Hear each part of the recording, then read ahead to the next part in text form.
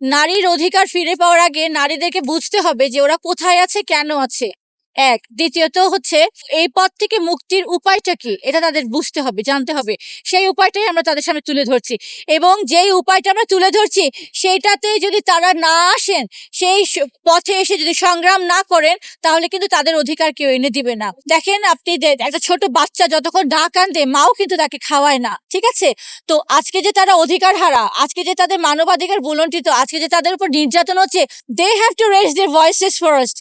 they have to understand, they have to realize it that তাদের সমস্ত অধিকার হরণ হয়ে আছে, এবং একটা দল, একটা গোষ্ঠী, একটা আল্লাহর মনোনীত একজন ইমাম এসেছেন তাদের সে অধিকারকে ফিরিয়ে দেওয়ার জন্য, মুক্তির দূত এসেছেন। এটা যদি তারা বুঝতে না পারে, তাহলে আমি তো একা, আমরা নারী বিভাগ বলেন, হিজবুত কি করতে পারি? তো আর কিন্তু তারপরে আমি বলবো যে আগে যেরকম ধর্মান্ধতা ছিল আমাদের ব্যাপারে, যেভাবে আগে যে মিথ্যাচার ছিল ফেসবুকের কারণে, সোশ্যাল মিডিয়ার কারণে, আজকে মানুষ সেই সত্য মিথ্যার মধ্যে অনেকটাই পার্থক্য করতে পারছে, যার কারণে আজকে নারীরা জেগে উঠছে, আমি বলবো সত্যের আলোতে জেগে উঠছে, এবং হাজার হাজার নারীরা কিন্তু হিজবুত তাওহীদের সাথে ঐক্যবদ্ধ হচ্ছে। একটু এক করবো আপনার কথা, আমি দেখতে পাচ্ছি সারা বাংলাদেশে এখন নারী নির্যাতন, ধর্ষণ, এর ব্যাখ্যা আসলে কোথায়, এর কি ব্যাখ্যা দিবেন আপনি?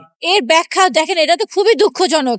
এটা একটা পশুর সমাজ, আমি বলবো এখানে মানুষ বসবাস করতে পারে না। আজকে যে আপনি আমি এসেছি, আমরা যে নিরাপদে বাসায় ফিরবো, এটার গ্যারান্টি কিন্তু নাই।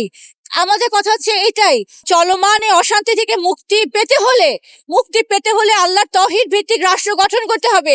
সেই রাষ্ট্র গঠন করার জন্য সংগ্রাম করতে হবে, নারী পুরুষ উভয়কে করতে হবে। নারীর বুঝতে হবে যে সে যদি একটা নিরাপদ রাষ্ট্র চায়, সে যদি অভয়ে পথ চলতে চায়, সে যদি তার বাচ্চাকে স্কুলে দিয়ে, মাঠে খেলতে দিয়ে, তার মধ্যে যদি কোনো ভীতি সঞ্চার না হয়, কখন হবে? যখন সেই রাষ্ট্রটা আল্লাহর হুকুম দ্বারা পরিচালিত হবে। কাজেই এখন এই সিস্টেমটাকে চেঞ্জ করা একেবারে অনস্বীকার্য হয়ে গেছে, এটা তাদের বুঝতে হবে।